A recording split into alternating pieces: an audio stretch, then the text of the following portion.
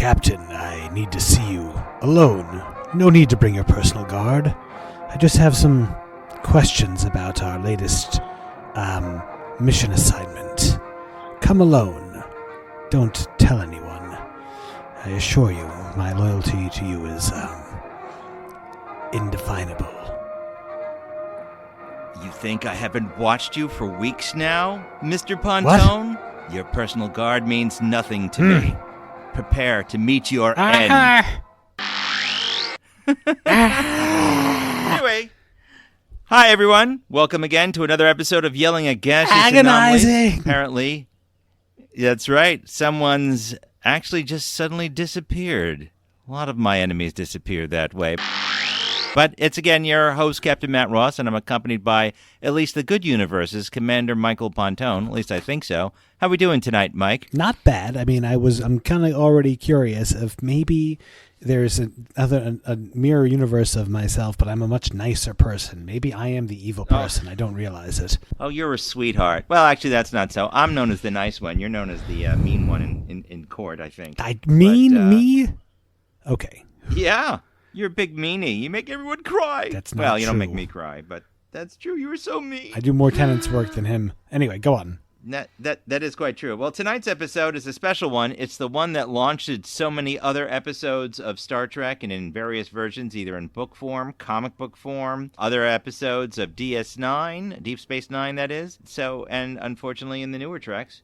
But this episode tonight is Mirror Mirror, originally from October 6, 1967, and it is by a famous author named Jerome Bixby. But everyone knows this one. This is the Mirror Evil Universe, where everyone is the opposite of whom they say they are. Very piratey.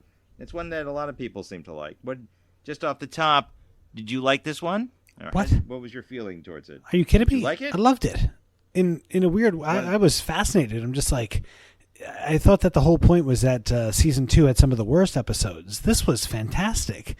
I'm surprised. Like, I got a million questions. I want to go through it, chronologically, because I have a lot of comments and things that I enjoyed. But here's my first question to my superior. Yours is a superior Star Trek knowledge.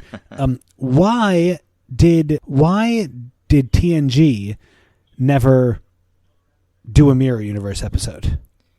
That's actually a good question. I mean, there's never really something that I found that points to why TNG never did it. It is one of the only Treks not to do a mirror universe. Voyager also didn't really do a mirror universe, although it does have an evil episode or a misinterpretation of people's interactions. The Warship Voyager, yeah.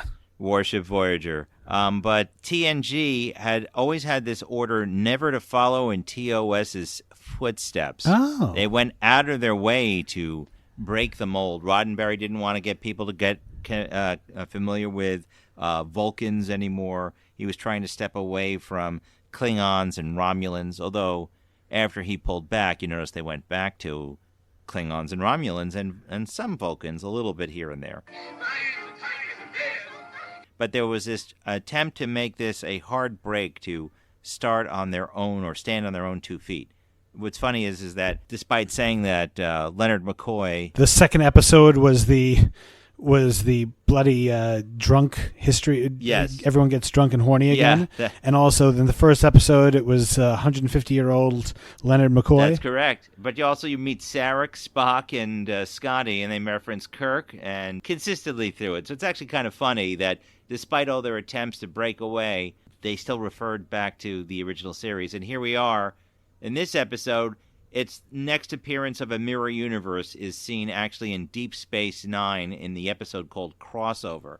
But let's just narrow this out of the way just so I can tell you it right now. Out of curiosity, how many mirror universe episodes would you say the future has held? You already know TNG has none. Voyager has none. But how many do you think Deep Space Nine has? How many episodes of mirror stuff would you guess? I'm going to say 4. Close. It's 5. I think they went a little bit too far. I think Crossover was the best one. I'm going to reference that in a little bit. Enterprise had 2, and Discovery had a whole season. And yeah. I mean, Discovery, it was almost like It turned out that one of the officers, I didn't watch Discovery, but my brother and I would chat about the show because he would watch it. One of the officers on the Discovery was a refugee from the Mirror Universe, correct? Refugee is a tough call. They did a lot of dumb and bad things, like making humans almost vampiric from the Mirror Universe, afraid of the light. And the Mirror Universe they made in Discovery and most of New Trek is more a parody, I would say.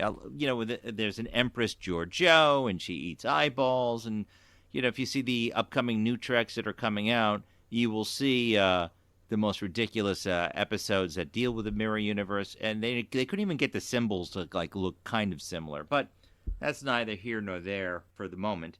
The Mirror Universe is actually the best, I think, the redoing of the Mirror Universe is that one episode from DS9 called Crossover, the first one, and the rest are in various degrees of, let's say, diminishing returns. But I think my favorite Mirror Universe episode is from Enterprise, In a Mirror Darkly. Even the music changes from the very beginning to be a more militant. I might actually play That's here. the one. Mm-hmm. Yeah, that's the one where Zefram Cochrane kills the Vulcan on First Contact. Yes, right? it's very brilliantly done. If those of you have seen First Contact, you should definitely take a look at just that Mirror Universe episode. It's in the 4th season of Enterprise, which is, some would argue, the best season of Enterprise. I would be close to saying that. But let's go back to where we are. Let me read to you the NBC press release for this, if you don't mind. You ready? Please. Yes. All right. Captain Kirk and part of his crew are turned into evil counterparts of themselves when an ion storm sweeps them into another universe in Mirror Mirror on NBC's television network.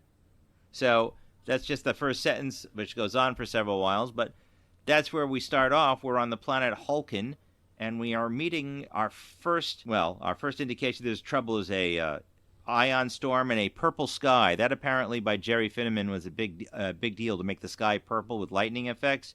Even when the enhanced version, they haven't changed it that much, even though it looks like just a purple background. It's kind of neat, I think, to have a purple sky and to have that sort of Grecian set, and they're dressed like Greeks, the Hulkans. What'd you think of that little tiny nothing of a set? I mean, the set was fine. I thought that the design of the aliens was extraordinarily weak. Let's just have humans with a blue dot in their head. But then again, maybe they're not aliens. Maybe they're just an offset of humans who embraced a very pacifistic lifestyle. And I actually like the purple sky quite a bit. A lot of scientists have say that one thing that is like essentially extraordinarily arbitrary is the way that colors that we perceive exist in nature, and that if we ever did go to another alien world, there's a distinct possibility that the colors are absolutely outrageous, like things that we would not imagine: purple sky, blue rocks, orange trees, that type of thing. Purple horseshoes. Sure. Wait, that's a cereal. I'm already two things right off the bat. These pacifists, when we see them in the Mirror Universe, why aren't they evil? That's a good question. One thing I want to point out to you about the pacifist, the lead pacifist of the Hulkan Council, the Hulkans, that's actually Vic Perrin. Again, voice of control from The Outer Limits. Our dilithium crystals represent awesome power. Wrongful use of that power, even to the extent of the taking of one life, would violate our history of total peace. To prevent that, we would die, Captain, as a race, if necessary. I admire your ethics. So this is now his 3rd episode of Star Trek, except you actually see his face. I think that's kind of neat. Yeah, why aren't they evil? That's part of the thing that makes this fun. In the original series, the implication is not everyone was evil. The Federation is evil. And it's not even really evil. It's more of a militaristic, opportunistic, hyper-capitalist society. Almost robber barony and a pirate kind of lifestyle. No one said that the rest of the universe was evil. It wasn't until DS9 that they decided to make everyone evil. And you have to ask yourself, were they truly evil? It's a good question, because maybe after being oppressed by the Terran Federation, people said, you know what? I've had enough. And they've decided to just throw it right back at them, and in their own way, they've lost their own pacifist natures. You can't tell.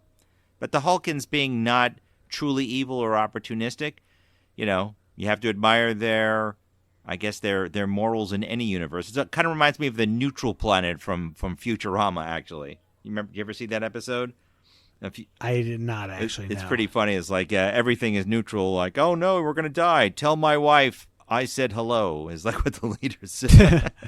What are your thoughts on this momentous occasion? Your neutralness? I have no strong feelings one way or the other. It's a good question. I'm just going to make a reference to some other Star Trek stuff. There's the DC Comics version of the Mirror Universe, which is actually in its first series right before the search for Spock. So they didn't have an idea of what was going to happen with Leonard Nimoy's character. So they made an entire Mirror Universe story. And the story of the Mirror Universe in that is that the humans lost the Romulan Earth War and were oppressed by the Romulans, overthrew them, took their technology, and kicked everyone's butt all the way back to Romulus and said, you know what? I'm going to take everyone out. Enterprise, on the other hand, it looks like we were just kicking everyone's butt here, captured Vulcan tech and said, let's go kick everyone's butt out there. The one in Discovery, it's not really quite clear. It is more cannibalistic, over-sexualized, kind of over-campy, which is saying something comparing it to the original series. It's bizarre that it doesn't exactly meet. But here we are. We're get beamed up to our mirror universe because of a transporter malfunction. What did you think when you came on there and you saw bearded Spock? What was your first thought?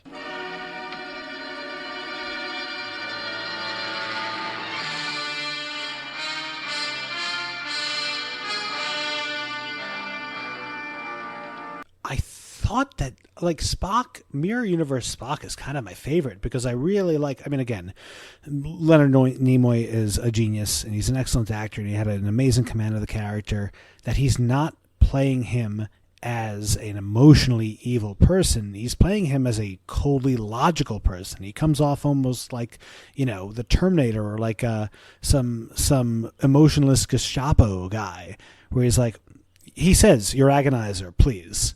You know, he doesn't yell at him. He's not doing when we see Kirk, who's screaming like a lunatic. He is just straight up like, I still don't have any emotions. But that being said, I've got no qualms about hurting you. And it shows you that the Spock that we know is a moral person who also does not allow himself to have emotions and to express how he feels. Exactly. I do like it, though, when he's saying, "Your agonizer, please," to Mr. Kyle. He's blaming him for the transporter accident because he's saying misuse of the equipment, you know, can't be tolerated. Mr. Kyle, you were instructed to compensate during the ion storm. But I tried, Mr. Spock, I tried. With the equipment cannot be tolerated. But Mr. Spock, Your I tried. agonizer. No, Mr. Spock. Your agonizer, please. The security guard comes over and holds him. I think that's hilarious. Yeah. And they're all armed. All the officers are wearing gold sashes.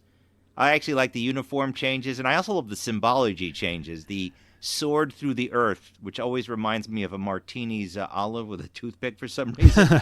It's Sure. I do love that symbol. I just a quick aside, every time it's Halloween and I have to go to court, I usually wear the Empire Universe symbol on my lapel. Yes. And usually it's evil Matt the that evil day. Matt that day, but I would say about 10% of everyone gets who it is. In fact, one time I was a small claims judge, and as I was heading to my courtroom, the court officer said, "Captain, your courtroom awaits." So I thought that was pretty funny.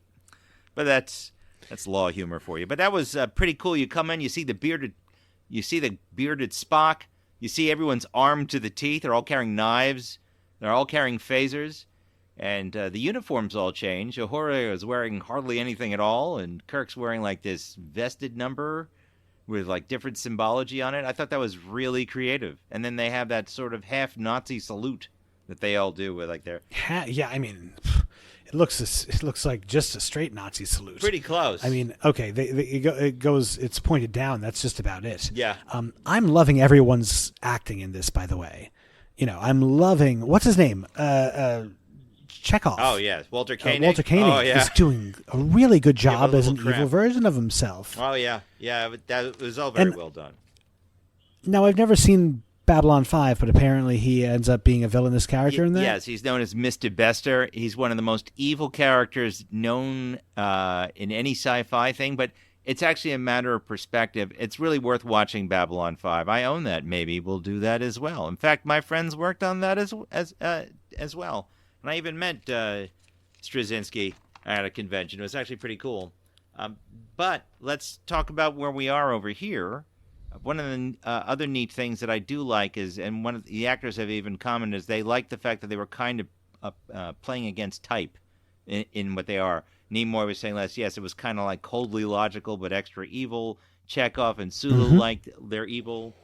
By the way, just a quick aside, in the enhanced version, when they're circling the planet, they actually colored it purple.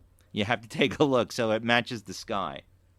Just to go back for a second. I always think that's pretty kind of cool. But going on there, they're trying to figure out what's wrong from the ion storm, and they got to go head out into sickbay.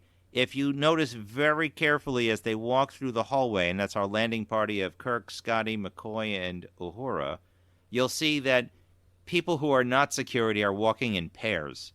Everyone else is... Why is that? It's a good question. Maybe they're afraid someone's going to stab them in the back along the way, because that actually does happen.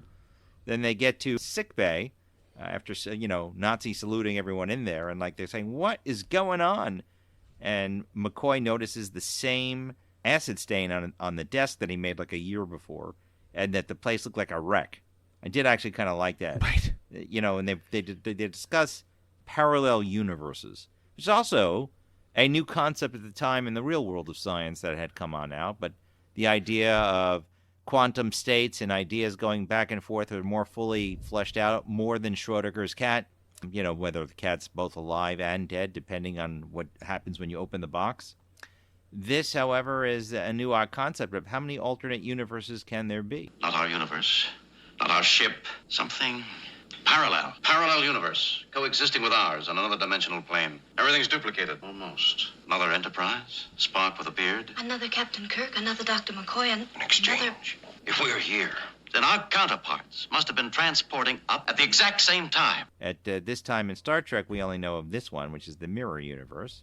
Yeah, but their parallels demonstrates that they're practically infinite, and we have a cinematic universe of an alternate reality, the Kelvin universe. That's quite true. You also have my favorite, though, of the alternate universe. I'm going to refer back to Futurama. There's only one alternate universe at first, where everyone's dressed like they're from Texas. So that's the Western universe. Later, they come into multiple universes as well.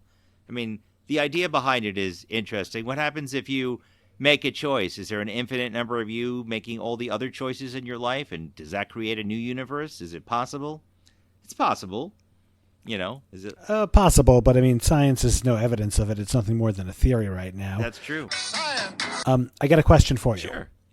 Man in the High Castle, published before or after this? Man in the High Council, I believe, was published before this. I'll have to take a look at it. I'm going to look it up. That's a good alternate World War II allegory or story. But that Man in the High Council isn't exactly an alternate universe. I could spoil it. Well, but for all intents and purposes, we're seeing an alternate universe where Germany and Japan won the World War II. Yes, that is quite true. We're seeing what that would look like. Now, do you not think that... Okay, wait, hold on. We're jumping around here. Who wrote this episode, This Captain? is by Jerome Bixby. Now, who is Jerome Bixby? Jerome Bixby is one of the newer science fiction writers that are on the scene here, but he wrote some little tiny science fiction Twilight Zone episode called It's a Good Life. You might be familiar with it. And if not, I'll send you to the cornfield. How about that? I'm pretty sure that was a short story for us. That's Jerome Bixby. Story of the teleplay. And Jerome Bixby wrote it for the television. And then you also have something called Fantastic Voyage, which the screenplay was by... I love Fantastic Voyage. Yeah, there you go. Fantastic Voyage. The actual book was Donald written by Pleasance. him. Yep. But it was written by Jerome Bixby. What's funny is Isaac Asimov, he wrote the screenplay, but everyone thinks he wrote it. But it's not true. So he is the man here. It's directed, of course, by our hero director, which is Mark Daniels this time. That means the next time we should be seeing Joe Pevney. And this was actually a lot of fun. Pevney and Daniels were actually sharing sets going back and forth because obviously they're filming next scene after next scene after next scene. It's a little bit difficult taking off the decals everywhere of the Mirror Universe stuff. Right. By the way, yes? Go on. No, go ahead. I'm just, I'm having it playing on the background, so I'm just have one eye looking at what's playing. When they throw the Mirror Universe crew into the brig. First demonstration of force fields in Star Trek? No, it's not. Charlie X has the first demonstration of force fields in Star Trek. That's because they throw This him in looks pretty the brig. good. It is very good. Right. This brig looks great. And man, Shatner playing a villain is fantastic. And it made me think, when have I ever seen these folks play villains before? I mean, okay, so you have Walter Koenig playing the super evil guy from Babylon 5. Leonard Nimoy played a villainous character in Invasion of the Body Snatchers in the 70s. What's his name? George Sulu. Takei. Oh my God. George Takei played maybe a quasi villain, slight antagonist in the show Heroes. Okay. But I mean, Nicole Nichols, I don't know how many acting credits that she had. I doubt that she was ever a villain. And Shatner, for everything that he's done, has he ever been truly villainous in a role? No, I mean, I think there was one with something with like giant rats or something. I don't know. It was some. I don't think he really ever was. He's always more of a leading man hero type to begin with. Yeah, I can't think of anything where he's truly evil. But in this one, it's not really he's evil. He's more of a conniving prick. Since you jumped ahead past the fact that we saw Sulu with a scar, but what I found that hilarious is think about it. So when our Enterprise heroes beam up, they're acting normally. How did they act when the mirror counterparts act when they get to the Enterprise? Because the only people in the transporter room are Spock and Command or Lieutenant Kyle. Think about it. They must have called security right away to take over the crew members from the mirror universe because they are acting like barbarians. I imagine that. Right. I imagine that the second they see that Spock doesn't have his goatee, he's like, "You shaved? Give me your agonizer. I have to torture you." Yeah. And it's like, "What agonizer?" He's like, "Shut up! Give it to me now. I'll kill you." Traitors! I'll hang you up by your broken ears. I'll have you all executed! I think not. Your authority on this ship is extremely limited, Captain. The four of you will remain here in the brig and in custody until I discover how to return you to wherever it is you belong. There's a whole galaxy gone crazy. What kind of a uniform is this? Where's your beer? What's going on? Where's my personal guard? Yeah, it goes down pretty quickly. That's pretty funny though. It's like, hey, when I order you, I'm going to have you all executed, and he's going, "Where's my personal guard? You know, I'm going to have you strung up by your pointed ears because your authority is quite limited here." I thought that was pretty funny. It's a great scene, and even the other actors, Kelly, Nichols, and Doohan, they're all squabbling in the background, like going, "What the hell is going on?" You know, and I think that's pretty funny. The strangers in the strange land reversed. It's also a story kind of where the actors get sent to the actual Star Trek, kind of like Red Shirts or Galaxy Quest. But here we are. I do like that bridge. If you look carefully, the security guards, when they're on the bridge, when Uhura gets there, they're kind of standing kind of half relaxed. And Sulu hitting on Uhura, I thought that was kind of cool. You know, where he's really a sleazebag with that giant scar across his face. You wonder how he got that. Probably in a duel fighting with somebody. I do. Oh, I didn't even think about that. Of course, with fencing. Yeah. You know that was a main thing that that Nazi officers would do all the time. Oh, fencing? No, I did not know. But there you go. They would check that out. They would fence, and then they would, if they got hit or something, if they got scarred, they would pack the scar with horsehair in order to actually make sure that the cut turned into a scar. Yeah, and they would use that as kind of a bone of contention. The bizarre thing is, you want to hear something really screwed up, ladies and gentlemen, for you history aficionados. Look at all the German scientists that we got from Operation Paperclip after World War II to come and develop our rockets in America for NASA. Look at how many of them have scars on their faces. And they claim that they were not actually Nazis. They were just working in the lab for the German government. Bullshit. That's pretty wild. They were doing the whole 9 yards, including wearing the outfit and having fun dueling each other and making sure they looked badass. Well, anyway. Then you can listen to the Tom Lehrer song about Werner von Braun, about his rockets. You know, he's an American now, is what the song pretty much says. Just to let you know, there were 7 drafts, 5 by Jerome Bixby, 2 by Roddenberry, and they had some polishing by D.C. Fontana and Gene Kuhn, probably just working on dialogue. But everyone was really pleased with this script. It was really a great idea. But there were some concerns from the writers of Star Trek and also from NBC saying, didn't we just kind of have an alternate universe? Well, I hope this is not going to be the alternative factor. And the Star Trek people are like, no, trust me, it's not the alternative factor, with the beard. Jessman liked it. He didn't actually like the fact that at one point in the original script, Kirk was having an affair with Marlena Moreau, his side piece over there. But that is actually... they changed that to make him his girlfriend in there. I actually do like that, between where they have this, I guess, the captain's woman. I do like that. Also, the original script had McCoy as a bearded person, and they were in a war fighting an evil alien race called the Tharn.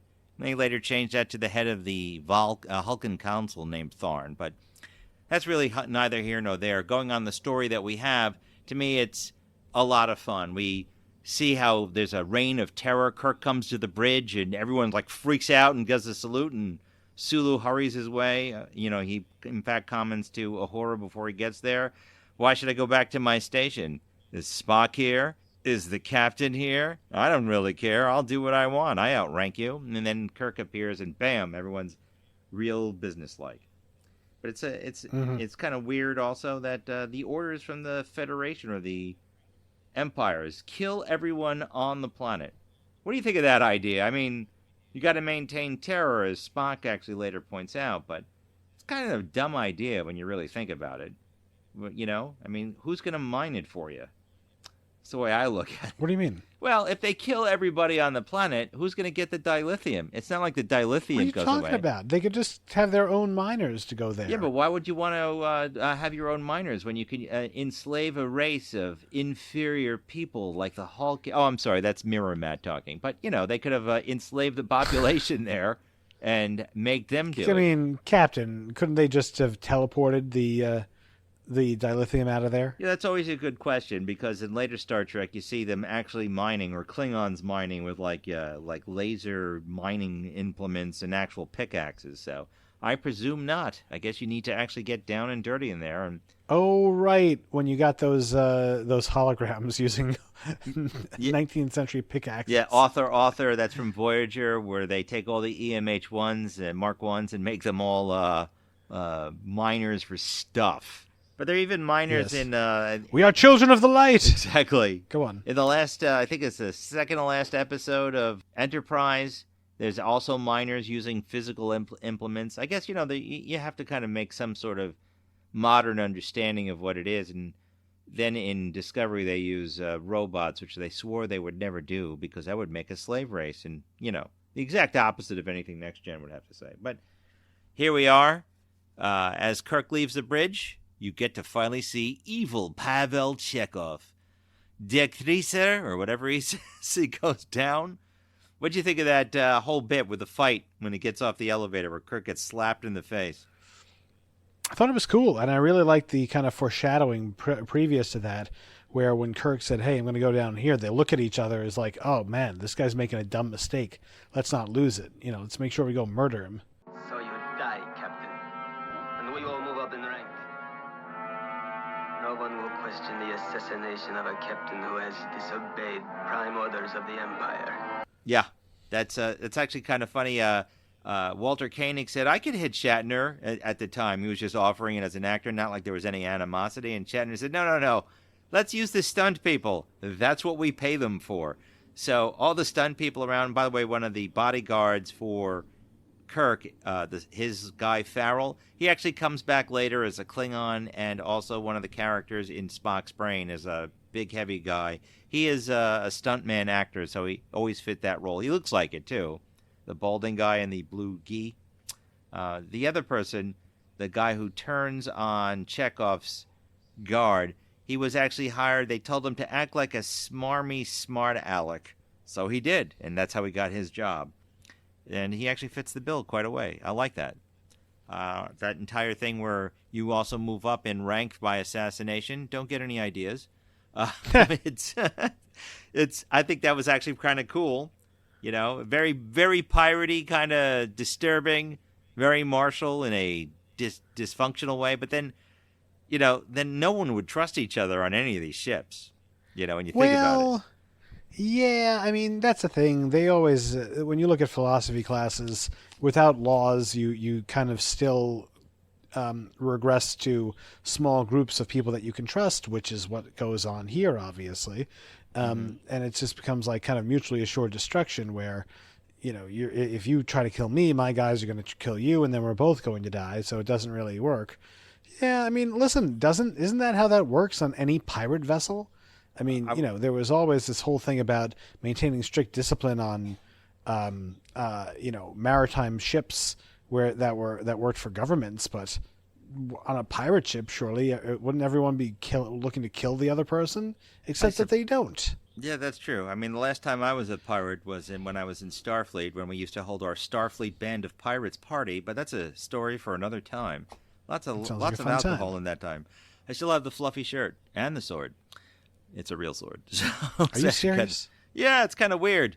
You know what's really weird is dressed like a pirate when you're driving through the backwoods of Maryland. It was a little strange. I will tell you that. When we walked into, here's the story. We ran out of booze for our hotel room party. We get to the liquor store.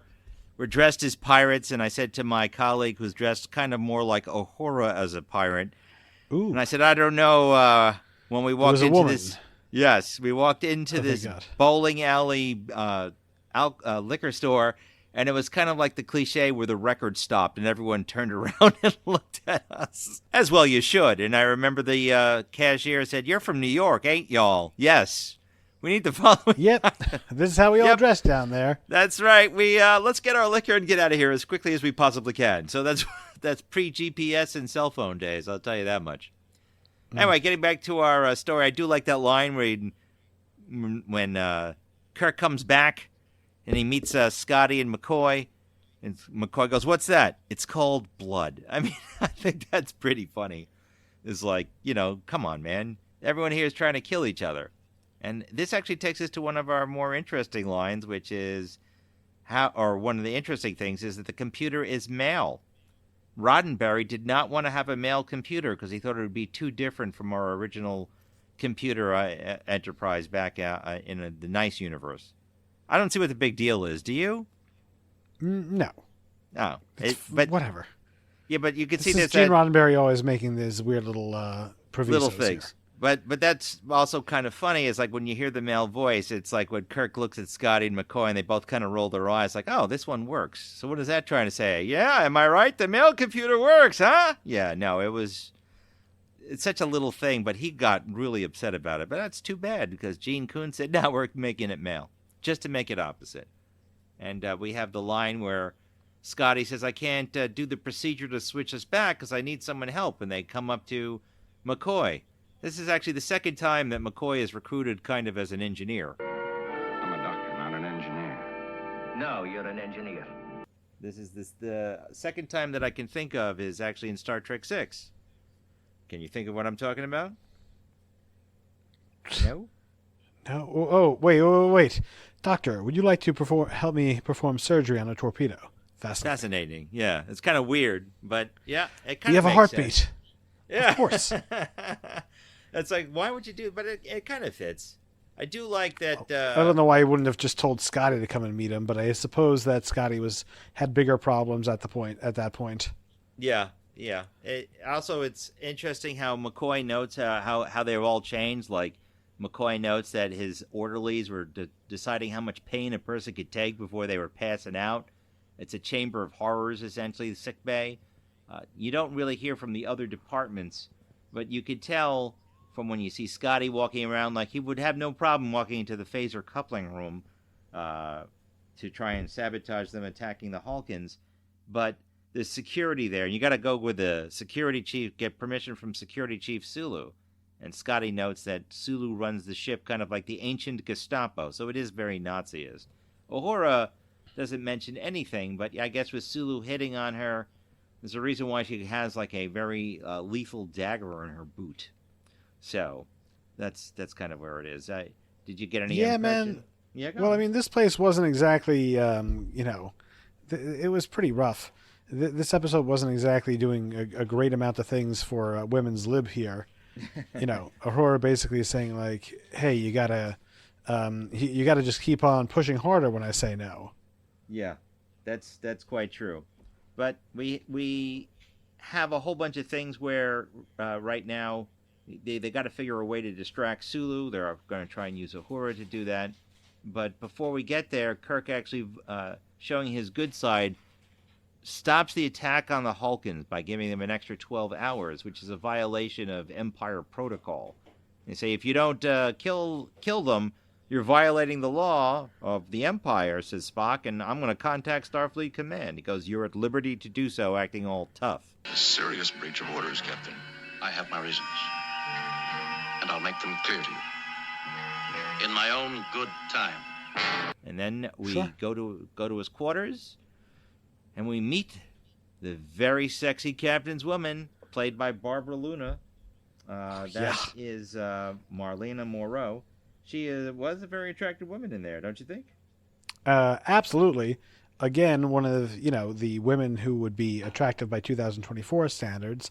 I saw her and I said, "Oh my God, interracial! This Asian woman is going to have a little flirtation with Kirk here." And my wife, who's Taiwanese, says that woman's not Asian. I'm like, "What are you talking about?" So, and then I Googled it. Uh-huh. Then half Hungarian, half Israeli, and I was just like, "What? Not even a little all woman, not even a little Asian." And then as I was saying that, I'm looking at her, I was like, "Okay, she's not Asian. That's very strange, but still." She was actually always put into spots as an Asian woman. I actually thought you did a very admirable job on this episode. She later says in memories of this episode, she says, I was walking down the street and someone said, "Hey, didn't you play Marlena Moreau?" And she goes, "That's like 45 years ago," and people still recognize her for that. Interesting tidbit is that she was actually supposed to kiss Shatner, but she caught the flu. So if you look at her in her blue skimpy uniform, to when she actually does kiss Shatner in like that sheer negligee, which is actually just fabric draped over her bikini, she's a lot thinner. She's actually lost weight. You can actually see the physical difference because, the flu can knock you on your ass. So she lost weight before that, and they had to like kind of tape it on her, not so much to show skin, but just because everything was hanging on her. So the scenes where you see her in her blue uniform, she wasn't sick yet. So that means the fight scene at the end, kind of with Uhura and all that stuff, she didn't catch the flu yet. So that's they show things out of order, or shoot things out of order. She actually does later come back and shares a scene with William Shatner and T.J. Hooker, in fact. So she actually does meet up with him again, and she did comment that Bill Shatner is a great kisser. So, oh boy, yeah. I mean, I could have told you that. Yeah. Oh, really? You've kissed Bill Shatner? What's it like? Huh? Moving on. You were quite drunk at the time. I mean, I got him drunk. But anyway, so Captain, wait. So where did you meet this actress? Was it at an event or just on the street? I didn't meet her. I'm just telling you what I read on her. I've never met Marlena Moreau or Barbara Luna. I mean, I'd be happy to meet her. She, very attractive young woman, very handsome woman. No, she's very attractive. She's a handsome woman, Bones. Oh boy, is that that is not the thing to say to a young lady or any lady for that matter. Oh wait, one thing I want to tell you that DC Fontana's big contribution to this episode, she came up with the idea of reversing the Enterprise's direction. So they just that was actually good. I thought that was a very nice, efficient way of telegraphing. Yeah, they were worried that people wouldn't get it. You got to give everyone some credit. You don't need everything spoon-fed.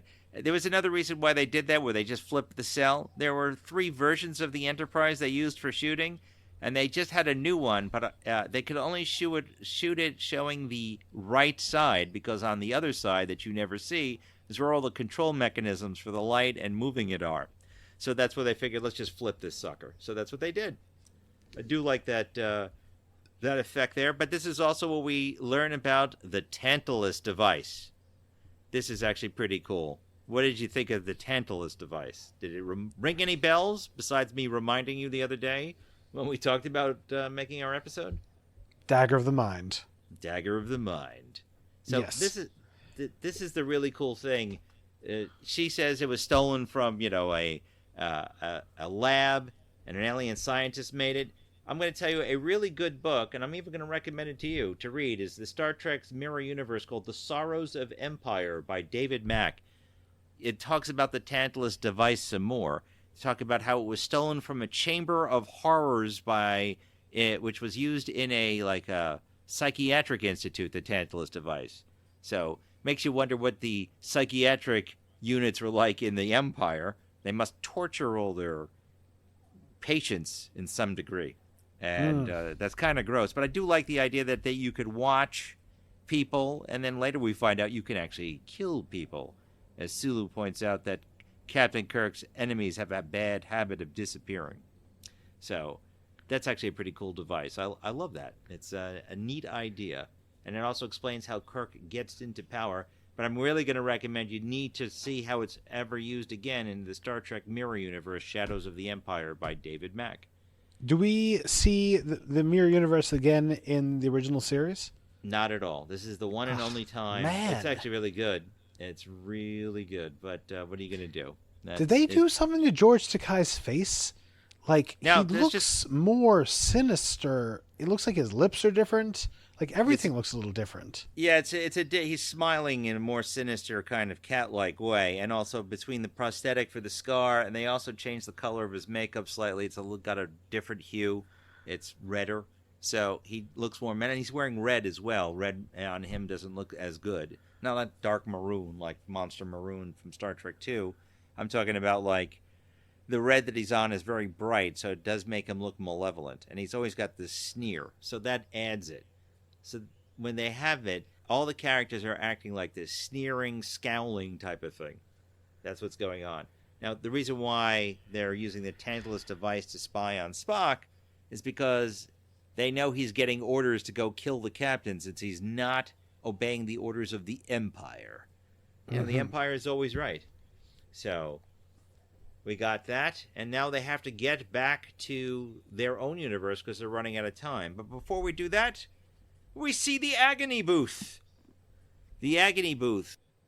The agony booth is a most effective means of discipline. And this is something Walter Koenig said, you scream once on a TV show, and that's all you're known for. So part of the cliche of Chekhov is usually a screaming Chekhov. There's a screaming Chekhov in several episodes of TOS, also the motion picture. He's also screaming in Star Trek II. He says, I can't believe from the one screen of me being in the agony booth, the most effective form of discipline, that they consistently had him screen his character. Well, as an outsider, I did not think, who has just seen a fair amount of Star Trek, I've never associated Chekhov with being a person who just screams. Although, come to think of it, he does scream in Wrath of Khan.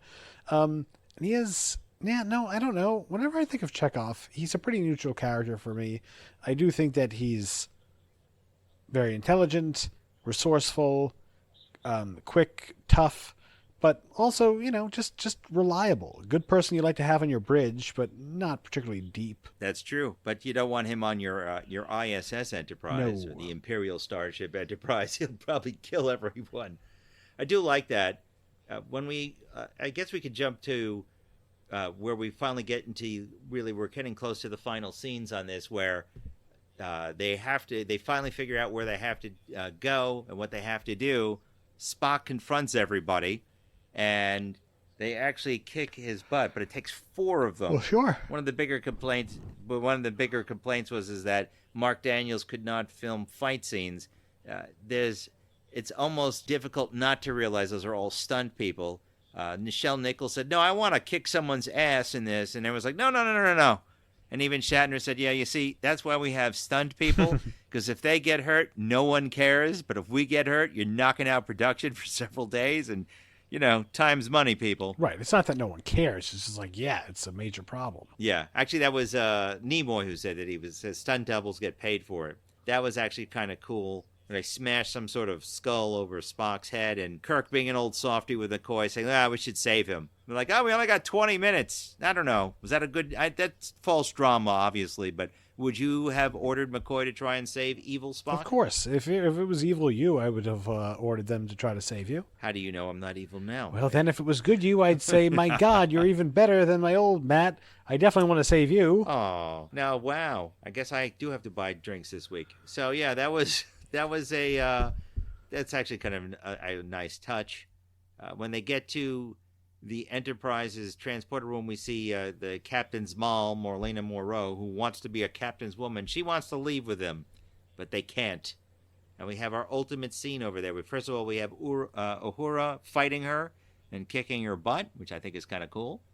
And then they're trying to figure out how we're going to get there, but of course Spock wakes up and mind melds with McCoy and finds out the truth. Yeah, stopping I like the that, entire show. That he said the same thing. Your mind to my mind. It shows that the Vulcan Empire wasn't an evil version. This might just be an evil Vulcan, which we've seen once since in Star Trek Picard 3, a gangster Vulcan, which I freaking loved. But well. In Enterprise, the Vulcans are a subservient race, and in fact, again, that David Mack book really talks about the Vulcans. I will give you this: Vulcans actually don't announce that they have psychic powers, really, in the Empire. Something interesting. So they hide that ability from the humans, who are seen as militaristic assholes, and they are. Quick aside: can Vulcans communicate telepathically without touching each other? That's a good question. Some say yes, some say no. It depends on who's writing it.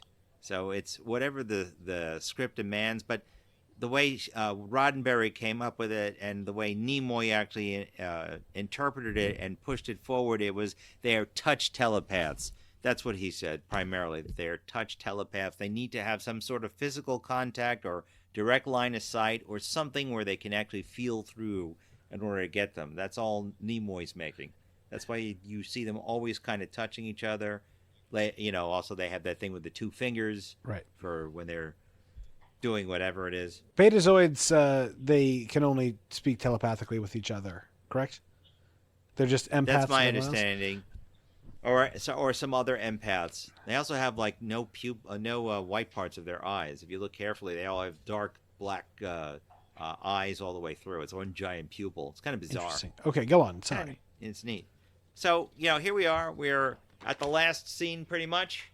We get McCoy and Spock coming into the transporter room, and we have what I would call a very Picardian proto-speech by Kirk to Spock, calling him illogical for trying to keep the Empire around. The Empire, Spock theorizes, will last another 240 years before it collapses.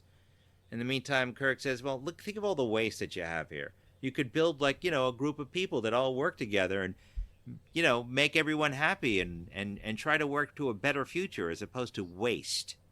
By you supporting the Empire, you're wasting everything. And it doesn't really amount to anything. Be the difference. Be the one man, which is actually an allegory to Martin Luther King, as bizarre as that sounds in this type of science fiction thing. Be the one man to stand up and make a difference. It really is. And Martin Luther King, for those of you who don't know, for the American Civil Rights Movement, he was the one man to rally around many other people to do fine work, to fight for equality for African Americans as well as many other people. So that's what they were trying to aim for on this. Gotcha. I don't know if that was quite successful. That was a little obscure. I didn't exactly see that, but everything else I really dug. And yeah, that's true. If anything, this is an episode, a rare episode where I wish it was a two-parter. I would have liked the first part to be the good crew on the evil ship, and then the other part being the evil crew on the good ship. That would have been great. That's true. The good ship lollipop. Yeah, the lollipop. It's a good ship. Yep, that's what I hear. What's funny about it is that we actually did kind of see a mirror universe. In the original City on the Edge of Forever, the Enterprise is not actually the Enterprise, but it's a pirate ship. So it's kind of evil then. That's where the Nazis actually win. So you could argue that the mirror universe is where the Nazis win. Uh-huh. So there's an interesting thought there. And if you read the comic, you could see that. That was part of your homework assignment. There's a test later on it this week, Mike. I think I might have missed that. I do like the fact that when they beam back to the Enterprise, there's like 3 extra security guards standing there as well. Like, They're trying to figure out of I think time. we're back now. Yeah, so the Mirror Universe folks just went back, easy as pie. Yep, that's what happens unless you read the David Mack books and you can find out what actually happens. We do actually find out what happens. Does Evil Kirk hook up with Barbara? Well, you mean with Marlene and Moreau? Yes. I'll tell you what, either read the book or actually pay more careful attention to the DS9 episode crossover where evil Kira talks to our hero Kira, and we find out what actually happens to the Empire.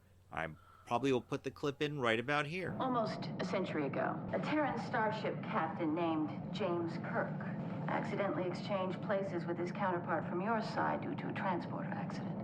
While your Kirk was on this side, he met a Vulcan named Spock and somehow had a profound influence on him. Afterwards, Spock rose to commander-in-chief of the Empire by preaching reforms, disarmament, peace. It was quite a remarkable turnabout for his people. Unfortunately for them, when Spock had completed all his reforms, his empire was no longer in any position to defend itself against us. Us, the Alliance. Historic coming together of the Klingons and the Cardassians. I'm going to have to give it a look. It's been a while since I watched those episodes, mostly because I'm not a huge Kira fan, and her as the intendant she was particularly insufferable. So I never went back and looked back at those. Not like it. Listen, Nana Visitor's great, and Kira's a fine character, well thought out.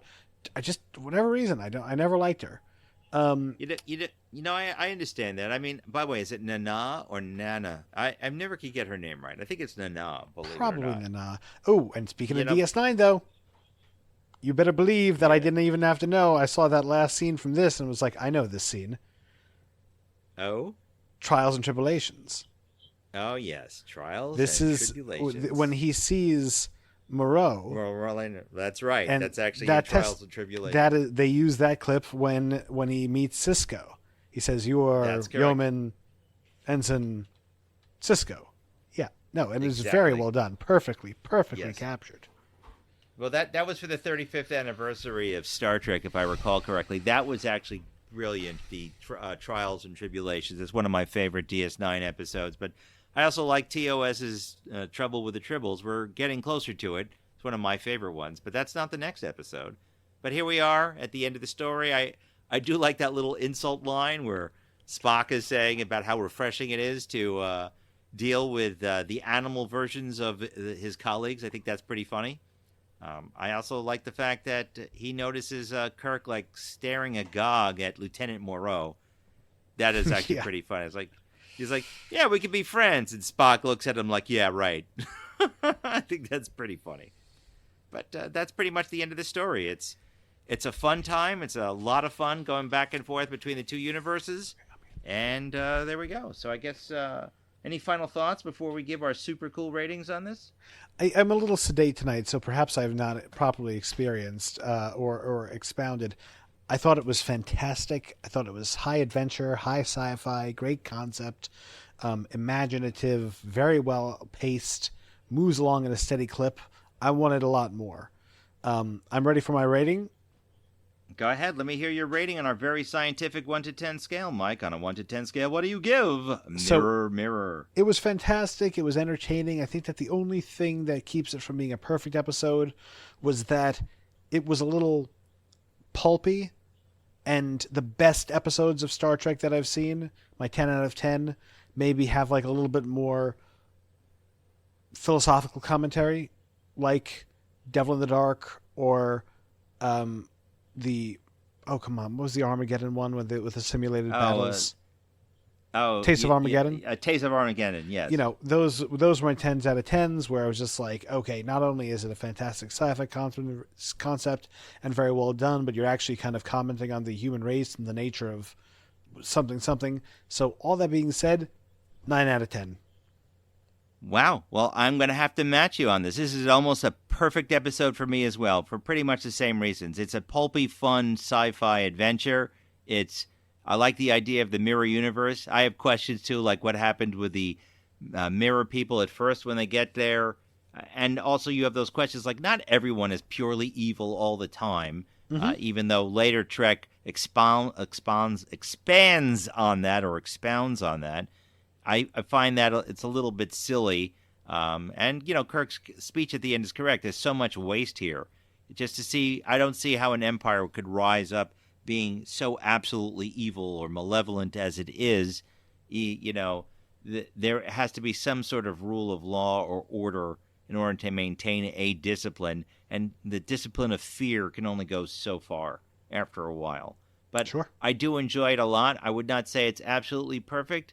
I'm also going to give it a 9. I think it's one of the better episodes of Season 2. It's definitely one of the better seasons out of all of Star Trek, out of the original series. And I think it's one of the better ones in all of Star Trek overall. The fact that so much of it, Star Trek and later Trek comes out from it, and everyone's fascinated by the idea of an evil Enterprise crew. It just gives testament to this script by Bixby, Roddenberry, and Fontana, and Kuhn. But it's really Jerome Bixby. So I enjoyed it. It's a 9 for me and a 9 for Mike. 9 for Mike. So we match. I wonder what our mirror universe people would give it. Probably -5s. But our next episode that's coming on up is called The Apple. It's a interesting one. I can't wait for you to join me on that one. The Apple, which involves another away mission. And I hope you enjoy it, and I hope you guys join us on that one. Anything else you want to add, Mike? Nope, pleasure as always. Schedule has been a little nuts, so I apologize for not being as available as I would have wanted to be. But always glad to talk Trek with my captain, and I will take the original version over any mirror universe version of Captain any day. Well, thanks, Mike. It's always a pleasure to go with you. I will put my agonizer away then. And I'd like, as always... Good thing I talked myself out of that. Phew! Yeah, I know. Next, it's the agony booth. But for those of you who like us, please like, share, and subscribe, and see us on all the podcatchers out there. If you like what we're doing, don't forget to email us at yellingatgas@gmail.com. Also, don't forget to buy a T-shirt at our TeePublic T-shirt store under our Yelling at Gaseous Anomalies name, or find us on Facebook. And we look forward to seeing you on our next episode, The Apple. So, as always, Mike, live long and prosper, and see you out there.